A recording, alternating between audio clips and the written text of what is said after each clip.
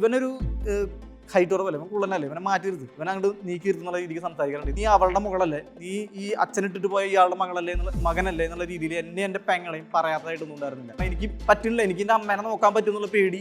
നിങ്ങൾക്ക് ആലോചിക്കണം, ആ ഒരു ഏജിൽ ഡിഗ്രി കഴിഞ്ഞ് ഒന്നും ചെയ്യാൻ പറ്റില്ല, നമുക്ക് എന്തെങ്കിലും ജോലിക്ക് പോകുന്നതാണ്, അതിനും പറ്റാത്തൊരു അവസ്ഥയിലോട്ട് പോയി ഞാൻ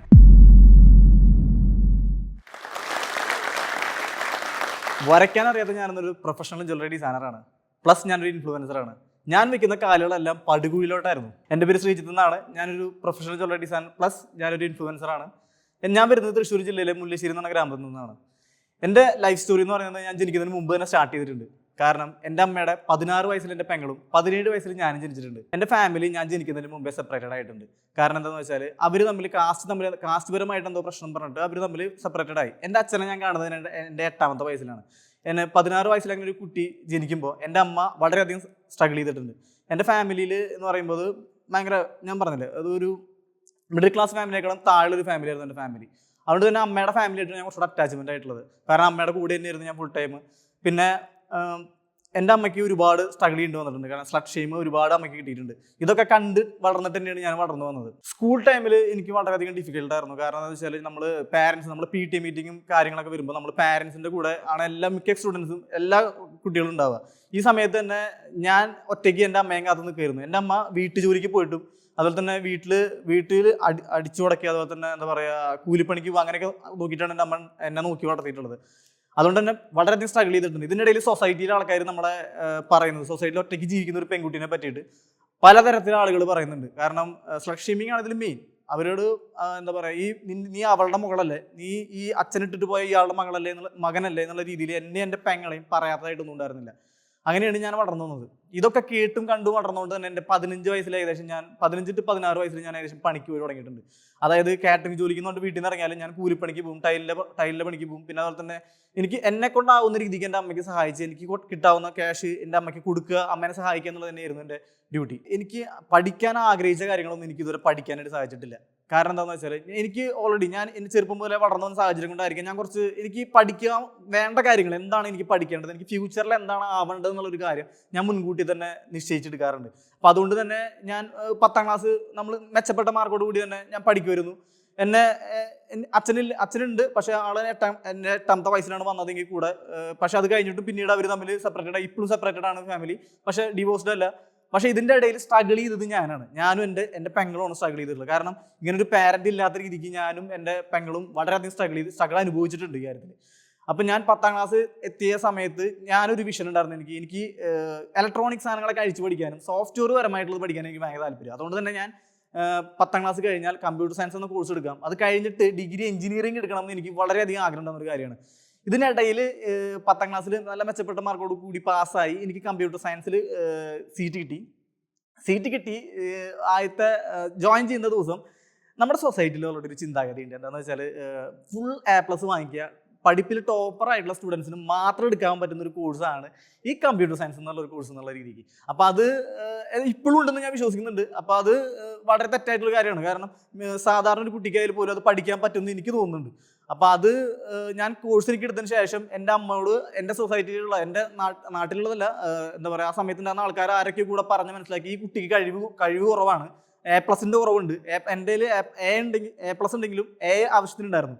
അപ്പോൾ അതുകൊണ്ട് തന്നെ അവർ തീരുമാനിച്ചെടുത്തു, നിങ്ങളുടെ മകൻ ഇത് പഠിക്കാൻ പറ്റില്ല, കാരണം അത് പഠിച്ചു കഴിഞ്ഞാൽ ഇവൻ തോറ്റു പോകുന്നുള്ള രീതിക്ക് പറഞ്ഞുകൊണ്ട് തന്നെ എൻ്റെ അമ്മയ്ക്ക് പേടിയായിട്ട് എൻ്റെ അമ്മ കൊമേഴ്സ് വിത്ത് കമ്പ്യൂട്ടർ അപ്ലിക്കേഷൻ എന്നോട് ചേർത്തി. സീരിയസ്ലി ഞാൻ പഠിക്കാൻ വന്ന കാര്യങ്ങൾ എന്താണോ അതിലെല്ലാം ഞാൻ വേറെ കോഴ്സിലൂടെ വന്ന് ചേർന്നു. എനിക്കാണെന്നുണ്ടെങ്കിൽ ടോട്ടലി ഡിസപ്പോയിൻറ്റഡ് ആയി. പക്ഷേ ഞാനൊരു കാര്യത്തിൽ ചെന്ന് പെട്ട് കഴിഞ്ഞാൽ ഞാൻ അതിൽ അഡാപ്റ്റ് ആയിട്ട് പോകും. ഫുള്ള് ഞാൻ ആ കാര്യത്തിൽ വേണ്ടിയിട്ട് എന്താ പറയുക, ഞാൻ സ്ട്രഗിൾ ചെയ്ത് പഠിച്ച് അത് പഠിച്ചെടുക്കാനായിട്ട് സാഹചര്യത്തിനനുസരിച്ചിട്ട് ഞാൻ ചെയ്യാറുണ്ട്. അപ്പോൾ ഞാൻ പഠിക്കാൻ ഇഷ്ടമാത്തൊരു കോഴ്സായിട്ടുള്ള കൊമേഴ്സ് വിത്ത് കമ്പ്യൂട്ടർ അപ്ലിക്കേഷനിൽ ഞാൻ ചേർന്നു. അപ്പോൾ ഞാൻ എൻ്റെ അമ്മയെ ഒരിക്കലും തെറ്റു പറയില്ല. കാരണം എന്താണെന്ന് വെച്ചാൽ എൻ്റെ അമ്മയ്ക്ക് ഞാനാണ് വളർന്ന് വലുതായിട്ട് എൻ്റെ വീട്, എൻ്റെ ഫാമിലി നോക്കണ്ടേ എന്നുള്ളൊരു ഇത് എൻ്റെ അമ്മയ്ക്കുണ്ട്. അപ്പോൾ അതുകൊണ്ട് തന്നെ എൻ്റെ അമ്മ അതിൽ എന്താ പറയുക കോൺഷ്യസ് ആണ് ആ കാര്യത്തിൽ. ഞാൻ പഠിക്കുന്ന കാര്യങ്ങൾ എന്താണോ അതിൽ നന്നായിട്ട് വന്ന് എൻ്റെ മകൻ എന്നെ നോക്കണം എന്നുള്ള രീതിക്ക് എൻ്റെ അമ്മയ്ക്ക് ഉണ്ടായിരുന്നു. ആ പേടി കൊണ്ട് തന്നെ ആയിരിക്കും എന്നെ കൊമേഴ്സ് എത്തി ചേർത്തത്. ഓക്കെ ഫൈൻ, ഞാൻ അത് കോഴ്സ് എടുത്തു, ഞാൻ പഠിച്ചു. അതിനുശേഷം ഞാൻ ആലോചിച്ചൊരു കാര്യം, +2 കഴിഞ്ഞിട്ട് എന്തായാലും +2 പഠിച്ചു കഴിഞ്ഞു. അപ്പോൾ നമുക്കൊരു കോഴ്സ് ഇനിയിപ്പോൾ ഒരു സോഫ്റ്റ്വെയർ ആണല്ലോ, എന്തിട്ടാലാവട്ടെ നമുക്ക് പഠിച്ചു പോയി. അപ്പം ഞാനൊരു കൊമേഴ്സ് കഴിഞ്ഞാൽ ഞാൻ സോഫ്റ്റ്വെയർ ഡിസൈനിങ് ഒരു കോഴ്സ്, സോഫ്റ്റ്വെയർ ഡിസൈനിങ് അല്ല, സോഫ്റ്റ്വെയറിനെ പറ്റിയിട്ടുള്ള ഒരു കോഴ്സ് പഠിക്കാം, എന്നിട്ട് എനിക്ക് അങ്ങനെ വർക്ക് ചെയ്യാന്നുള്ള കാര്യമാണ്. അവിടെ എനിക്കൊരു അടി പറ്റി. കാരണം എന്താണെന്ന് വെച്ചാൽ എനിക്ക് കൊമേഴ്സിലും പഠിച്ച് കഴിഞ്ഞിട്ടും എനിക്ക് ഒരുവിധം നല്ലപ്പെട്ട മാർക്ക് ഉണ്ടായിട്ട് പോലും എനിക്ക് ഗവൺമെൻറ് കോളേജിൽ സീറ്റ് കിട്ടി. തൃശ്ശൂർ ജില്ലയിലെ സെൻട്രൽ ലൂഷ്യസ് കോളേജിൽ എനിക്ക് സീറ്റ് കിട്ടി. ആ സമയത്ത് എൻ്റെ സിസ്റ്റർ അവിടെ പഠിക്കുന്നുണ്ട്. എൻ്റെ സിസ്റ്റർ എന്ന് പറഞ്ഞാൽ ഔട്ട്സ്റ്റാൻഡിങ് സ്റ്റുഡൻറ്റ്, അതായത് നല്ലോണം പഠിക്കും. ആ പുള്ളിക്കാരി നല്ലോണം പഠിക്കുന്നതുകൊണ്ട് തന്നെ കോളേജിലൊക്കെ നല്ല രീതിക്ക് അറിയുന്ന ഒരാളാണ്. അപ്പോൾ അതുകൊണ്ട് തന്നെ എന്നെ ആ കോളേജിലോട്ട് ചേർത്തി. ഗവൺമെൻറ് പരമായിട്ട് എനിക്ക് അവിടെ സീറ്റ് കിട്ടി. സീറ്റ് കിട്ടിയതിന് ശേഷം എനിക്ക് കിട്ടിയ seat commerce BCom with computer application ആയിരുന്നു. അതിനുശേഷം BCom with computer application seat കിട്ടിയ എൻ്റെ അമ്മ വീണ്ടും എന്നെ കൊണ്ടുപോയിട്ട് ജ്വല്ലറി ഡിസൈനിങ് എന്ന് പറഞ്ഞ കോഴ്സിനോട് ചേർത്തി. അതായത് റെഗുലർ 3 വർഷത്തെ ഡിഗ്രി തന്നെയാണ് കാലിക്കറ്റ് യൂണിവേഴ്സിറ്റിയുടെ. ഞാൻ ടോട്ടലി എനിക്ക് എന്താ പറയുക, ഞാൻ വീണ്ടും പഠിക്കാൻ ആഗ്രഹിച്ചൊരു കാര്യം എനിക്ക് പഠിക്കാൻ പറ്റിയില്ല. കാരണം എൻ്റെ അമ്മനോട് പറയണം നീ ഇത് ചെയ്താൽ മതി എന്ന് പറഞ്ഞാൽ ഞാൻ അതിൽ അപ്പുറത്തേക്ക് ഇപ്പുറത്തോട്ട് മാറാറില്ല. ഞാൻ അങ്ങനെ ഒരാളാണ്. പക്ഷേ ഞാൻ ചിന്തിക്കും ഇത് നല്ലതാണോ ചുപ്പൊട്ടയാണ്. പക്ഷേ എൻ്റെ അമ്മ എനിക്ക് ചൂസ് ചെയ്ത് തരുന്നത് എല്ലാം നല്ലതായിരിക്കും എന്നാണ് ഞാൻ ചിന്തിക്കാറുള്ളത്. അങ്ങനെ എന്നെ എന്താ പറയുക, വരയ്ക്കാൻ അറിയാത്ത എന്നെ കൊണ്ടുപോയി ജ്വല്ലറി ഡിസൈനിങ് എന്ന് പറഞ്ഞ കോഴ്സിനോട് ചേർത്തി. ഞാനവിടെ ടോട്ടലി എന്താ പറയുക, ആദ്യത്തെ ഒരാഴ്ച ഞാനിങ്ങനെ ക്ലാസ്സിലൊക്കെ എൻജോയ് ഒക്കെ ചെയ്തു. നല്ല രീതിക്കൊക്കെ എന്താ പറയുക ഇഷ്ടപ്പെട്ട് അവിടെ ക്ലാസ്സിലെ സ്റ്റുഡൻസിനൊക്കെ പരിചയപ്പെട്ടു. പിന്നീട് എനിക്ക് അവിടെ നരകമായിരുന്നു. കാരണം എന്താണെന്ന് വെച്ചാൽ എനിക്കവിടെ എനിക്ക് വരയ്ക്കാൻ അറിയില്ല. സീരിയസ്ലി എനിക്ക് വരയ്ക്കാൻ അറിയില്ല. ഞാൻ അവിടെ പോയി പെട്ട പോലത്തെ ഒരു അവസ്ഥയായി. അങ്ങനെ ഞാൻ ആ കോഴ്സ് എങ്ങനെയെങ്കിലൊക്കെ കംപ്ലീറ്റ് ചെയ്യുന്ന രീതിക്ക് ഞാൻ ആ കോളേജിൽ ഞാനത് അവിടെ ഇരുന്നു. ഡിഫൻസ് ജോബിന് എനിക്ക് കിട്ടണമെന്ന് എനിക്ക് വലിയ ആഗ്രഹമാണ്. അതുകൊണ്ട് തന്നെ പ്ലസ് ഡിഗ്രി പഠിക്കുന്നതോടൊപ്പം തന്നെ ഞാൻ ഡിഫൻസിലുള്ള ജോലിക്ക് വേണ്ടിയിട്ട് ഞാൻ ട്രൈ ചെയ്യുമായിരുന്നു. പക്ഷേ എൻ്റെ ഇതിൽ ഏറ്റവും വലിയ കോമഡി എന്ന് വെച്ചാൽ എൻ്റെ ഹൈറ്റ് എന്ന് പറയുന്നത് 5'2". അതുകൊണ്ട് തന്നെ ഈ ഹൈറ്റ് വെച്ചിട്ട് എനിക്ക് എവിടെയും എന്താ പറയുക അപ്ലൈ ചെയ്യാനായിട്ട് പറ്റില്ല. ഏത് ജോബിനും അപ്ലൈ ചെയ്യാൻ പറ്റില്ല, ഡിഫൻസ് ജോബിനും അപ്ലൈ ചെയ്യാൻ പറ്റില്ല. അതെന്താണെന്ന് വെച്ച് കഴിഞ്ഞാൽ ഇതിൻ്റെ ഇടയിൽ ഞാൻ സ്ട്രഗിൾ ചെയ്ത് വന്നിട്ടുള്ള ഒരു കാര്യം എന്ന് വെച്ചാൽ എൻ്റെ ബോഡി ഷേമിങ് തന്നെയാണ്. കാരണം എൻ്റെ ലൈഫിൽ ഏറ്റവും കൂടുതൽ ഞാൻ അനുഭവിച്ചിട്ടുള്ളൊരു കാര്യമാണ്. കാരണം ഇപ്പോഴും ഞാൻ അനുഭവിച്ചുകൊണ്ടിരിക്കുന്നുണ്ട്. കാരണം നമ്മൾ എവിടേക്കെങ്കിലും പോകുമ്പോൾ കമ്പാരിറ്റീവ്ലി ഒരു 10 ആൾ കൂടി നിന്ന് കഴിഞ്ഞാൽ 10 ആൾ കോമൺലി ഞാൻ ഹൈറ്റ് കുറവുള്ള ഒരാൾ ഞാനായിരിക്കും. അതുകൊണ്ട് തന്നെ എല്ലാവരും എന്നെ കാണുമ്പോൾ തന്നെ പറയും ഇവനൊരു ഹൈറ്റ് കുറവല്ലേ, ഇവൻ കുള്ളനല്ലേ, ഇവനെ മാറ്റിയിരുത്ത്, ഇവനെ അങ്ങോട്ട് നീക്കിയിരുത്തുന്നുള്ള രീതിക്ക് സംസാരിക്കാറുണ്ട്. ഇത് ഞാൻ ത്രൂ ഔട്ട് എൻ്റെ ലൈഫിൽ ഞാൻ കേട്ടുകൊണ്ടിരിക്കുന്ന ഒരു കാര്യമാണ്. അങ്ങനെ ഡിഫൻസ് എക്സാം എഴുതാമെന്നുള്ള ആഗ്രഹം കൊണ്ട് ഞാൻ പോയപ്പോൾ ഡിഫൻസ് എക്സാം എഴുതാൻ പറ്റില്ല എന്നുള്ളൊരു കാര്യം എനിക്ക് മനസ്സിലായി. അങ്ങനെ സിവിൽ സർവീസ് ട്രൈ ചെയ്തു. പക്ഷേ ഒരു വർഷം ഞാൻ അതിൽ കണ്ടിന്യൂസ് ആയിട്ട് ട്രൈ ചെയ്യണമെന്ന് എനിക്ക് അറിയാം സിവിൽ സർവീസ്. പക്ഷേ അത് കിട്ടില്ല. അങ്ങനെ ട്രൈ ചെയ്ത് നിന്ന് കഴിഞ്ഞാൽ എൻ്റെ ഫാമിലി നിന്ന് പോകും, എൻ്റെ അമ്മയ്ക്ക് എൻ്റെ ഉള്ളിലുള്ള പ്രതീക്ഷ നിന്ന് പോകും എന്നുള്ള കാര്യത്തിൽ അതുകൊണ്ട് തന്നെ ഞാനത് വേണ്ടാന്ന് വെച്ചു. അങ്ങനെ എനിക്ക് ഡിഗ്രി കഴിഞ്ഞ് കഴിഞ്ഞാൽ ഞങ്ങൾക്ക് ഇന്റേൺഷിപ്പ് ചൂസ് ചെയ്യാം. ഇന്റേൺഷിപ്പ് ഞങ്ങൾക്ക് ചൂസ് ചെയ്യാവുന്നത് ഡയമണ്ട് ഗ്രേഡിങ്ങും ജ്വല്ലറി ഡിസൈനിങ് ആണ്. വരയ്ക്കാനറിയാത്ത ഞാൻ ജ്വല്ലറി ഡിസൈനിങ് ഇന്റേൺഷിപ്പ് എടുത്തു കഴിഞ്ഞാൽ എനിക്ക് വരയ്ക്കാൻ അറിയില്ല. അതുകൊണ്ട് തന്നെ ഞാൻ ഡയമണ്ട് ഗ്രേഡിങ് ചൂസ് ചെയ്തു. ഡയമണ്ട് ഗ്രേഡിങ് ചൂസ് ചെയ്തതിന് ശേഷം ഞാൻ അവിടെ ഒരു 6 monthsോളം അവിടെ വർക്ക് ചെയ്യണം. അതിൽ ഞാൻ 1 month ഞാൻ ഡയമണ്ട് ഗ്രേഡിങ് അവിടെ നല്ല രീതിക്ക് തന്നെ ചെയ്തുകൊണ്ടിരുന്നു. പക്ഷേ എനിക്കൊരു മെഡിക്കൽ കണ്ടീഷൻ ഉണ്ട്, മൈഗ്രെയിൻ എന്ന് പറയും. മൈഗ്രെയിൻ വന്നു കഴിഞ്ഞാൽ എനിക്ക് സൗണ്ട് കേൾക്കാൻ പറ്റില്ല, സൂക്ഷ്മമായിട്ട് നോക്കാൻ പറ്റില്ല, എനിക്ക് വെളിച്ചടിക്കാൻ പറ്റില്ല. അതുകൊണ്ട് തന്നെ ഡയമണ്ട് ഗ്രേഡിങ് ചെയ്യുന്നതുകൊണ്ട് തന്നെ എനിക്ക് മൈഗ്രെയിൻ ത്രൂ ഔട്ട് വന്നു തുടങ്ങി. മൂന്നാഴ്ച കൂടുമ്പോൾ എനിക്ക് മൈഗ്രെയിൻ വന്നു തുടങ്ങി, ഞാൻ തളരാൻ തുടങ്ങി. അപ്പോൾ എനിക്ക് മനസ്സിലായി ഡയമണ്ട് ഗ്രേഡിങ് പറ്റില്ല എന്നുള്ള കാര്യം. അങ്ങനെ ഈ ഡിഗ്രി എടുത്തും പോയി ഞാൻ എന്ത് ചെയ്യണം എന്നൊരവസ്ഥയിലായി പോയി.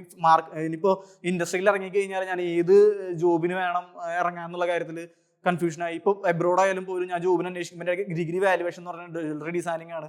ജ്വല്ലറി ഡിസൈനിങ് ആയതുകൊണ്ട് തന്നെ എനിക്ക് ആ ജോബ് കൊണ്ട് വേറെ ഒരു ജോലിക്ക് എനിക്ക് പോകാൻ പറ്റുന്ന അവസ്ഥയിൽ സ്റ്റേജിൽ ഞാൻ നിന്നു. അങ്ങനെ ഞാൻ ജ്വല്ലറി സെയിൽസിലോട്ട് ഇറങ്ങാനിരിക്കുന്ന സമയത്താണ് ഞാൻ നമ്മുടെ മലപ്പുറത്തുള്ള ഇൻഗൽ സിറ്റിയിൽ IGG എന്ന് പറഞ്ഞ ഇൻസ്റ്റിറ്റ്യൂഷനിൽ ജ്വല്ലറി മാനേജ്മെന്റ് കോഴ്സ് പഠിപ്പിക്കുന്നത് കേട്ടത്. അങ്ങനെ ഞാൻ ഒരു കാര്യം ചെയ്യാം, ജ്വല്ലറി സെയിൽസിലോട്ട് ഇറങ്ങാം എന്നുള്ള കാര്യം ആലോചിച്ച് ഞാൻ ജ്വല്ലറി സെയിൽസിലോട്ട് ഇറങ്ങി അവിടെ പഠിക്കാനായിട്ട് പോയി. അങ്ങനെ 6 മാസം അവിടെ പഠിക്കുന്നതിനിടയിൽ, ഒരു വർഷത്തെ കോഴ്സായിരുന്നു, 6 മാസത്തിനുള്ളിൽ അവിടെ കൊറോണയും വന്നു, അതും ബ്ലോക്കായി. അങ്ങനെ ഞാൻ കൊറോണയ്ക്ക് അവിടെ പെട്ടു. കാരണം എനിക്ക് പിന്നെ ഒന്നും ചെയ്യാൻ പറ്റാത്തൊരവസ്ഥയിലായിട്ടായി. ഞാൻ ഡിപ്രഷൻ എന്ന് പറഞ്ഞു കഴിഞ്ഞാൽ വീട്ടിലൊറ്റയ്ക്ക് ഇരിക്കുന്ന സമയത്ത് എനിക്ക് തീരെ പറ്റാത്തൊരവസ്ഥയിലായിട്ട് ഞാൻ സീരിയസ്ലി സൂയിസൈഡ് ചെയ്ത് വരുന്ന ആലോചിച്ചു. കാരണം എനിക്ക് പറ്റുന്നില്ല, എനിക്ക് എൻ്റെ അമ്മേനെ നോക്കാൻ പറ്റുമെന്നുള്ള പേടി. നിങ്ങൾക്ക് ആലോചിക്കണം, ആ ഒരു ഏജിൽ ഡിഗ്രി കഴിഞ്ഞ് ഒന്നും ചെയ്യാൻ പറ്റില്ല, നമുക്ക് എന്തെങ്കിലും ജോലിക്ക് പോകുന്നതാണ്, അതിനും പറ്റാത്തൊരു അവസ്ഥയിലോട്ട് പോയി. ഞാൻ രാത്രി ഇന്ന് കരയായിരുന്നു, എൻ്റെ കൂട്ടുകാരന്മാരൊക്കെ വിളിക്കായിരുന്നു. എന്നെ ആരും സഹായിച്ചിട്ടില്ല. എൻ്റെ ഏറ്റവും അടുത്ത ക്ലോസ് ഫ്രണ്ട്സ് ആയിട്ടുള്ള 2-3 പേരുണ്ട്, അവർ മാത്രം എന്നെ വിളിക്കും. എനിക്ക് റിലേഷൻ ഉണ്ടാവും, ആ ഒരാളുണ്ട്, ആ പുള്ളിക്കാരി എന്നെ മോട്ടിവേറ്റ് ചെയ്യായിരുന്നു. അങ്ങനെ എനിക്കൊരു ഞാൻ ലോക്ക്ഡൗണിൽ ഒരു തീരുമാനം എടുത്തു, ശ്രീജിത്ത് ഇനി ജ്വല്ലറി ഡിസൈനർ എന്നുള്ള ലേബലിൽ മാത്രം അറിയപ്പെടും എന്നുള്ളത്. അങ്ങനെ ഞാൻ ജ്വല്ലറി ഡിസൈനർ എന്നുള്ള പേരിൽ അറിയപ്പെടാൻ വേണ്ടി തന്നെ ഞാൻ ത്രൂ ഔട്ട് ഇരുന്ന് ലോക്ക്ഡൗണിൽ വരയ്ക്കാൻ തുടങ്ങി. ഞാൻ ത്രൂ ഔട്ട് എന്ന് പറഞ്ഞു കഴിഞ്ഞാൽ കാലത്തൊരു 7 മണിക്ക് എഴുന്നേറ്റ് കഴിഞ്ഞാൽ ഞാനൊരു വൈകുന്നേരം ഒരു 6 മണിയൊക്കെ വരെ ഞാൻ ഫുൾ ഇരുന്ന് വരയ്ക്കും. രാത്രി ഇരുന്ന് പടം ഫിലിംസ് കാണും. അത് കഴിഞ്ഞ് വീണ്ടും കാലത്ത് 6 മണിയാകുമ്പോൾ 7 മണിയാകുമ്പോൾ എഴുന്നേക്കും. അമ്മ ഫുഡ് കൊണ്ടുവരും, ഞാൻ കഴിക്കും. ഇത് ഞാൻ കഷ്ടപ്പെടുന്നത് കണ്ടിട്ട് എൻ്റെ അമ്മ എന്നോടൊന്ന് പറഞ്ഞിട്ടുണ്ട്, കണ്ണ തന്നെ വിളിക്കുക, കണ്ണ ഇത് ചെയ്യുന്നത് നിനക്ക് ബുദ്ധിമുട്ടാണെങ്കിൽ നീ വിട്ടോ, നിനക്ക് വേണ്ടെങ്കിൽ നീ ഇത് വേണ്ടാന്ന് വെച്ചോ എന്ന് പറയും. അങ്ങനെ ഞാൻ തീരുമാനം എടുത്തു, ഇൻഡസ്ട്രിയിൽ ഇറങ്ങാം, എനിക്കിത് പറ്റും, ഞാൻ ഇത് തീർത്തേ പറ്റുന്നുള്ള രീതിക്ക് ഞാൻ ഇറങ്ങി. ഞാൻ വരയ്ക്കാൻ തുടങ്ങി. വരച്ചു കഴിഞ്ഞു, അസൈൻമെൻറ്റ്സ് ഒക്കെ റെഡിയാക്കി. അതിനുശേഷം ഞാൻ മാർക്കറ്റിലോട്ട് ഇറങ്ങി. മാർക്കറ്റിലോട്ട് ഇറങ്ങിയപ്പോഴാണ് എനിക്കൊരു കാര്യം മനസ്സിലായത്. ഇത് അതിലും വലിയ അടിയായി. കാരണം എന്താ വെച്ചാൽ ജ്വല്ലറി ഡിസൈനിങ് എന്നുള്ള കോഴ്സ് നോർത്ത് ഇന്ത്യയിലേക്ക് ഒരു 10 വർഷമായിട്ടുണ്ട്, എല്ലാവർക്കും അറിയാം. പക്ഷേ ജ്വല്ലറി ഡിസൈൻ എന്നുള്ള ഈ പ്രൊഫഷൻ കേരളത്തിൽ വന്നിട്ട് ആകെ 3 വർഷമായിട്ടുള്ളൂ. ഞാൻ പക്ഷേ അത് മുംബൈ ഫീൽഡിലോട്ട് ഇറങ്ങി. കാരണം ഞാൻ എൻ്റെ CV ആയിട്ട് എല്ലാ ജ്വല്ലറിയിലോട്ടും പോകുമ്പോൾ അവർക്ക് ആർക്കും എന്നെ അറിയില്ല. ഞാനവിടെ പോയിട്ട് CV കൊടുക്കുമ്പോൾ എന്നോട് പറയുന്നത് ജ്വല്ലറി ഡിസൈനിങ്ങോ, അതാരാ, ഇതെന്താ, ഇതെന്തിനാ എന്നുള്ള രീതിക്ക് സംസാരിക്കുന്നത്, ഇതെന്തിനാ, ഞങ്ങൾക്ക് ഇവിടെ ആവശ്യമില്ല എന്നുള്ള രീതിക്ക് അവർ സംസാരിച്ചാണ് തള്ളി. ഞാൻ തൃശ്ശൂർ ജില്ലയിൽ ഒരുവിധം ഓൾമോസ്റ്റ് ഒരു 98% ജ്വല്ലറികൾക്ക് കൊണ്ട് കൊടുത്തിട്ടുണ്ട്, ഹോൾസെയിൽ റീറ്റെയിൽ എല്ലാവർക്കും. പക്ഷേ അന്ന് ആർക്കും എന്നെ വേണ്ടിയിരുന്നില്ല. അങ്ങനെ ഞാൻ CV കൊടുത്തതിന് ശേഷം എനിക്ക് ജ്വല്ലറി ബുട്ടീക്കിൽ ജോലി കിട്ടിയതിന് ശേഷം ഞാൻ അവിടെ വർക്ക് ചെയ്യാൻ തുടങ്ങി, അവർക്ക് വേണ്ടി വർക്ക് ചെയ്യാൻ തുടങ്ങി. അങ്ങനെ എൻ്റെ ജ്വല്ലറി ഓർണമെന്റ്സ് എല്ലാം അവർ മാനുഫാക്ചർ ചെയ്തിട്ട് അവർ ആ ജ്വല്ലറിയിൽ ചെയ്യാൻ തുടങ്ങി. ഒരുപാട് പേർക്ക് ഇഷ്ടപ്പെടാൻ തുടങ്ങി. അങ്ങനെ ഞാൻ അവിടെ നല്ല രീതിക്ക് തന്നെ മുന്നോട്ട് പോയ സമയത്താണ് എനിക്ക് മനസ്സിലായത് അവരെൻ്റെ ജ്വല്ലറി വെച്ചുകൊണ്ട് അവർ വരച്ചു, അവർ ഡിസൈൻ ചെയ്യുന്ന രീതിക്ക് അവരെന്നെ കാണിച്ചുകൊണ്ടിരിക്കുന്ന ജ്വല്ലറി. അതുകൊണ്ട് തന്നെ എൻ്റെ ഐഡന്റിറ്റി ഉണ്ടാവുന്നില്ല. അതിൽ ഞാനൊരു വാക്ക് കണ്ടെത്തി, ഐഡന്റിറ്റി എന്ന് പറഞ്ഞാൽ എന്നെ മനസ്സിലാക്കുന്ന ആളുകൾക്ക് ഞാൻ വരച്ചു കൊടുക്കുന്ന ഡിസൈൻ, ഞാൻ വരയ്ക്കുന്ന ഡിസൈൻ എല്ലാവരും മുമ്പിൽ എത്തണം എന്നുള്ള കാര്യത്തിൽ എനിക്ക് വാശിയുണ്ടായിരുന്നു. അങ്ങനെ ഞാൻ ആ ജോലി അവസാനിപ്പിച്ചു. ഞാൻ അവിടെ നിന്ന് ഇറങ്ങി. അതിനുശേഷം ഞാൻ ഹോൾസെയിൽ ജ്വല്ലറി, ഡയമണ്ട് ജ്വല്ലറി അങ്ങനെയുള്ള ഒരുപാട് ഇൻഡസ്ട്രിയിൽ വർക്ക് ചെയ്തു. അങ്ങനെ ഞാൻ ഒരുവിധം വരച്ച് ഇൻഡസ്ട്രിക്ക് വേണ്ടി ഞാൻ വരച്ച് എന്താ പറയുക ഒരു ഡിസൈനിങ് ഉണ്ടാക്കി എടുക്കുന്നുള്ള കാര്യത്തിൽ ഞാൻ കോൺഫിഡൻസ് എനിക്ക് ഉണ്ടായി. ഞാൻ ജ്വല്ലറിനെ പറ്റി ഡിസൈൻ ചെയ്ത് മാത്രമല്ല, ഒരു ജ്വല്ലറി ഓർണമെന്റ് കണ്ടു കഴിഞ്ഞാൽ അത് എങ്ങനെ ഇൻസ്പയർ ചെയ്തിട്ടാണ് അത് ഉണ്ടാക്കുന്നത് ഒരു ഇതിലേക്ക് എത്തി. നല്ല രീതിക്ക് തന്നെ കോൺഫിഡൻസ് ആയി എനിക്ക്. അങ്ങനെ 2022-2023 വർഷം എനിക്ക് വളരെയധികം സക്സസ് ഉണ്ടെന്നുള്ളൊരു വർഷമാണ്. കാരണം എന്താണെന്ന് വെച്ചാൽ ആ വർഷത്തിലാണ് ഞാൻ വീഡിയോസ് ചെയ്യാൻ തുടങ്ങി. വീഡിയോസ് ചെയ്ത് ഇൻസ്റ്റാഗ്രാം വഴി വീഡിയോസ് ചെയ്ത് ഒരു കുറച്ച് നല്ലൊരു ഫോളോവേഴ്സൊക്കെ ആയതിനു ശേഷം എനിക്ക് ഇൻസ്റ്റാഗ്രാമിൽ വ്യൂസ് കുറവാണെങ്കിൽ കൂടെ എനിക്ക് ഉണ്ടായിരുന്ന നല്ലൊരു കാര്യം പറ്റിയത് ഫേസ്ബുക്ക് വഴിയാണ്. ഞാൻ ജെംസ്റ്റോണിനെ പറ്റി വീഡിയോ ചെയ്യായിരുന്നു. ജെംസ്റ്റോണിനെ പറ്റി വീഡിയോ ചെയ്തിട്ട് ഫേസ്ബുക്ക് വഴി ഒരു 40 വയസ്സിന് മുകളിലുള്ള ആൾക്കാർ ഇപ്പോഴും ജെംസ്റ്റോൺ ഇടുന്നത് കൊണ്ട് നമുക്ക് ഒരുപാട് ബെനിഫിറ്റ്സ് ഉണ്ടെന്ന് വിശ്വസിക്കുന്നുണ്ട്. ശരിയാണ്, ബെനിഫിറ്റ്സ് ഉണ്ടായിരിക്കാം, അത് നമ്മുടെ വിശ്വാസമാണ്. അപ്പോൾ അങ്ങനെ വിശ്വസിക്കുന്ന ഒരുപാട് ഏജ്ഡ് ആയിട്ടുള്ള ആൾക്കാർ എനിക്ക് മെസ്സേജ് അയക്കാൻ തുടങ്ങി. എൻ്റെ 1500ഓളം ഫോളോവേഴ്സ് ഉണ്ടായിരുന്ന എൻ്റെ ഫേസ്ബുക്ക് അക്കൗണ്ട് ഒറ്റയടിക്ക് 5000-ന് മുകളിലോട്ട് പോയി. അപ്പോൾ അതിനനുസരിച്ചിട്ട് ആൾക്കാർ എന്നെ റെക്കഗ്നൈസ് ചെയ്യാൻ തുടങ്ങി.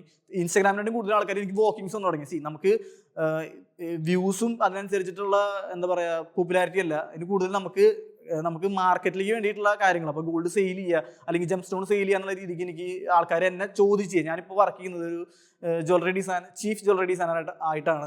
ഒരു ജ്വല്ലറി ബ്രാൻഡിൽ എറണാകുളത്ത് പോപ്പുലറായിട്ട് ജ്വല്ലറി ബ്രാൻഡാണ്.